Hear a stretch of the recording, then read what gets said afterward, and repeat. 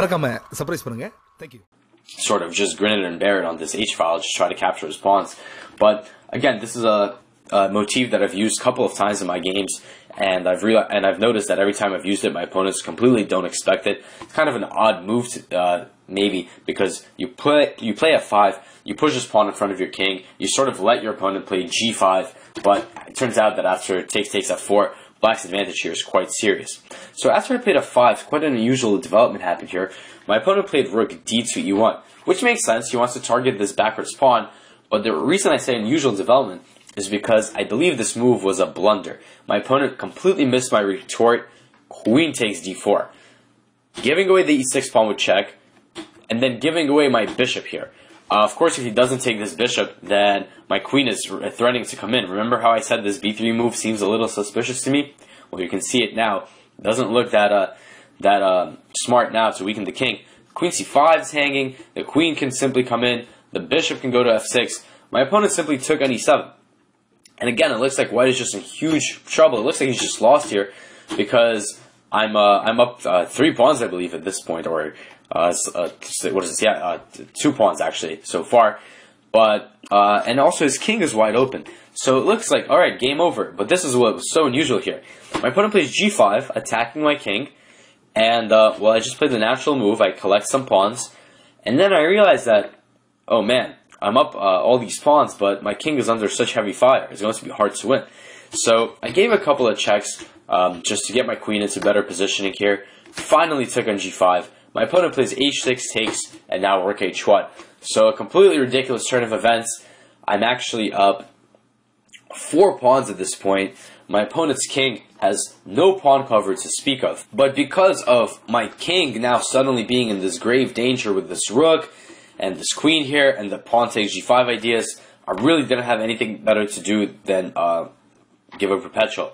I actually didn't give a perpetual here. Try to fight on with queen f6, but it just wasn't enough here. My opponent still made a draw after f takes g5, and again, queen e7, rook e7. I even get the queens off the board, which should, of course, lessen the danger around my king, but no luck. These 2 rooks are combining simply to give me a perpetual or go in the 7th rank, and the game was just a draw here. But nevertheless, I believe a well-played game. I was a little bit upset after the game because I felt like my opponent made a blunder, and then turns out that it was actually quite fortunately got a draw out of me because I thought my position was quite good. So going back to, again, when I played b5, c5, pretty proud of this queen d7 idea that I found over the board, bringing the queen to d5. And again, something to take note of, we saw in the 2 games in a row, this queen coming to d5 is very strong. And then, key idea I want to share with you here is this f5 move, which again, as I've said, I've used a couple of times, not more than a couple of times, I should say, in my own games. It's a very powerful defense against this attack. And then, through bad luck, my opponent makes a blunder. He's down 4 pawns, but the best I can do is make a draw. But nevertheless, I think an instructive game. As I said, my opponent he's now an international master, as am I, so it's a overall well-played game. Where I still, even looking back at it these years, I'm still pretty upset I didn't get the win, but that's chess. So now we're going to go to a 3rd game, and the last game that I have here that I've chosen to show on this theme of b5, and this is a game that is actually quite old. I was playing in 2011, and my opponent was also I was a FIDE master, my opponent was a FIDE master. We were both rated 2400, and again we have the standard position where, you guessed it, we're going to be playing for this b5 move. Now my opponent here takes a timeout with king b1. Again, white has a lot of moves he can play here. There's a lot of logical options. We've been focusing on knight e4. There's also queen e2, rook h1, all sorts of moves. Basically any reasonable looking move here, bishop c3, can be played, but the ideas are the same for black. So king b1, I castled, b5, holding it back. Now my opponent played queen e2. And here I actually chose to play another idea. I played the move a5. So again, I could have played b5 immediately, but I chose to play the move a5 here for a couple of reasons. First of all, I have not mentioned this actually much in the presentation, but this is another idea at black's disposal, simply running this pawn down the board, trying to create some weaknesses. Of course, we've already seen the idea of a5 in conjunction with b5. Also, this pawn on a5, in some positions, black can go bishop b4. For example, like knight f5, bishop b4 may be possible here, although I don't think it's the best move. I think we can just take this knight in this case. We'll actually see a game on the next game will be on this theme, actually. So I just played a5 here first. Now my opponent played knight e5. Now I decided to play b5. Of course, it's standard idea. All the same plans apply. If c5, I get the outpost. If c takes b5, then I get the open file, and again the outpost once more. Actually, in this position, I was more than happy to play b5 because now c5 isn't even possible because I can just play knight takes e5, and then one of these two pawns is going to drop after this double attack. So this actually cut out some of White's options. So he played the move, bishop to f4. After knight e5 takes knight d7, we reached a quite interesting position where I did get my b5 in. He trades trades, so I do have this d5 outpost, but I don't have that normal b-file attack or that normal pawn storm. I do have the pawn storm, but it's a little more difficult than in the previous cases we've seen. And also, White's not doing too bad either. This pawn on e5 is quite nice. He may potentially get this strong d6 outpost. So he plays knight e4, going for this outpost. I play knight b6, going for my respective outposts, or maybe even to c4. Opponent plays g4. Opposite side castling means you got to go for the attack. I play knight d5, bishop g3, a4. So I'm trying to create some trouble, going a3 here, weakening some squares. My opponent plays f4, and here I should have probably been consistent, playing a3, weakening his queen side. But I played another idea, queen c4, deciding that look, I'm going to get this queen to this nice square. I'm going to try to trade the queens. My opponent obliged, takes. But now in this endgame, I felt look, I still have good attacking chances. I got the open b file. My pawns are ready to pounce forward. Meanwhile, I've lessened the danger around my own king because there's no queens. Of course, there is still actually danger around my king because of g5, but I did gain the b file, which I think was the bigger win here. After my opponent played rook d4, trying to round up this weak c4 pawn. I don't care about that pawn. a3, all I want is open files.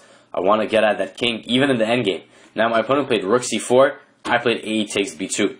And here, if he just captures this pawn back, it's going to be quite a rough life. After rook fb8, again, this king is very short on the squares. King c2, it blunders a fork. King c1, simply rook a2. Now material is equal, and this king is just under so much fire. Literally, all four of my pieces are ready to attack. Despite the limited material or the limited pawns on the board, still can launch quite a decisive mating attack here.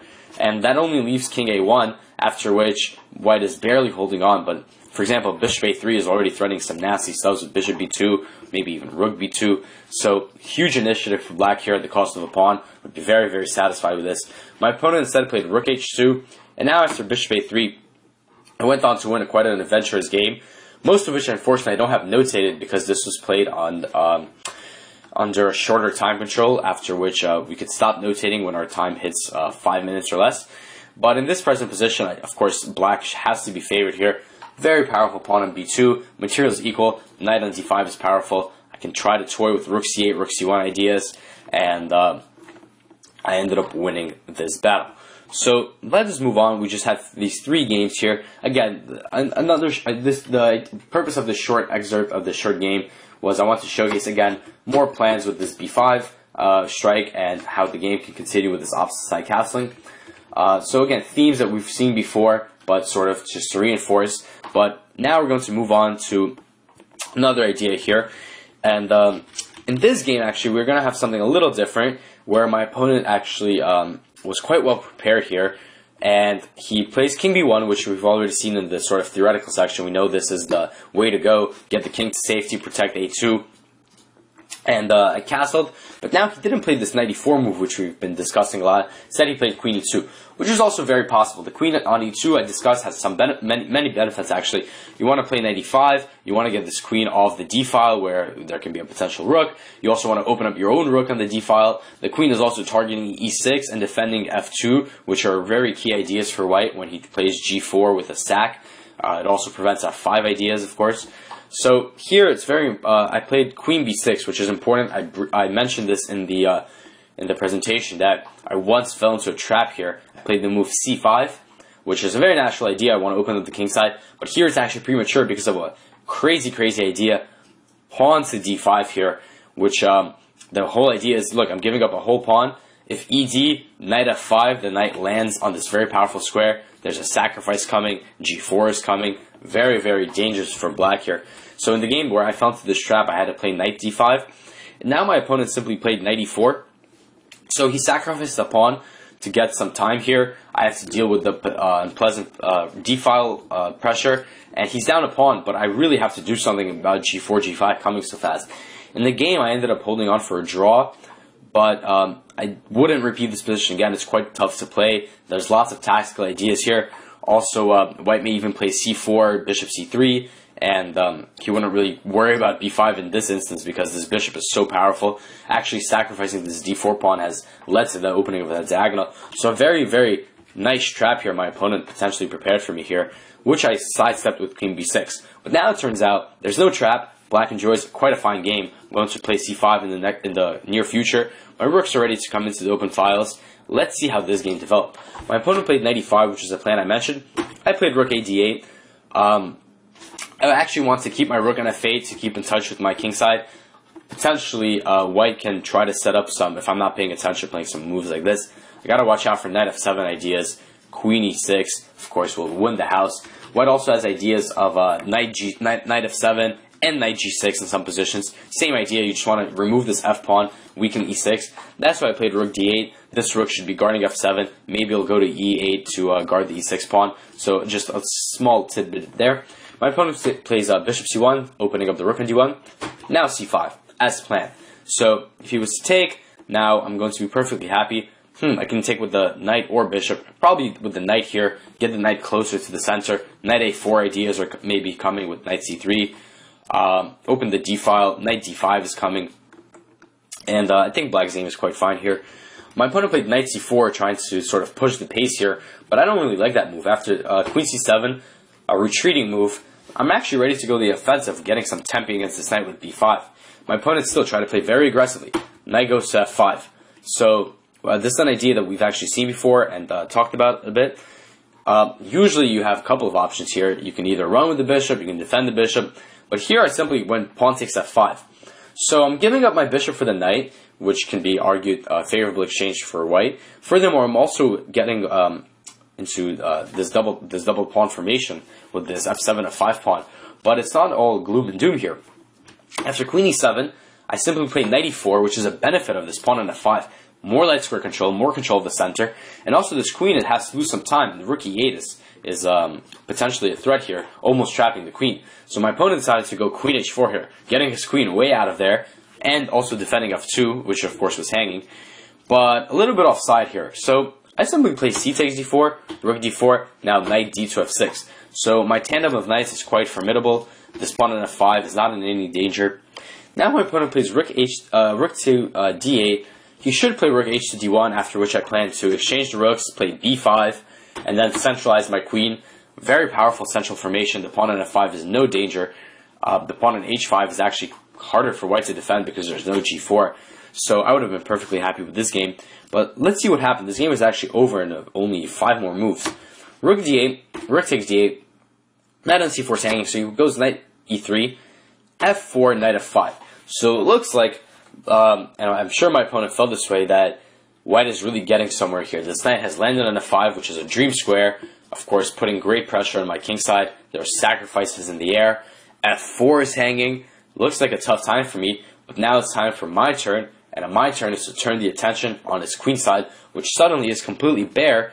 All these pieces are stuck on the king side. So knight d2 check, knight on the second rank. Now of course if he takes, rook takes d2, this extremely powerful rook here is going to create some problems. For example, maybe the obvious looking c3 is going to lose to queen b6. Can't really stop mate here. If you play b3, I have queen a6 now.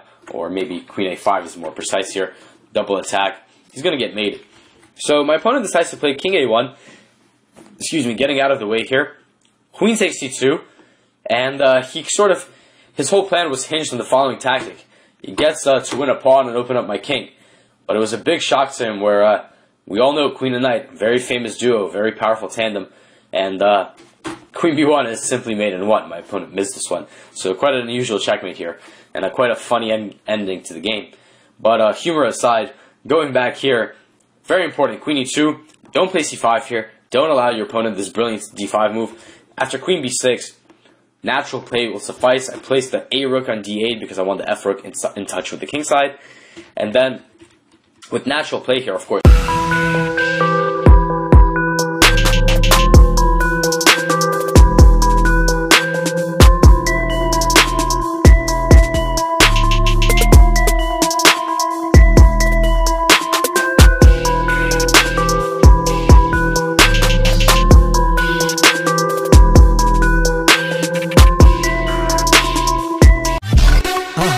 மறக்காம surprise பண்ணுங்க. Thank you.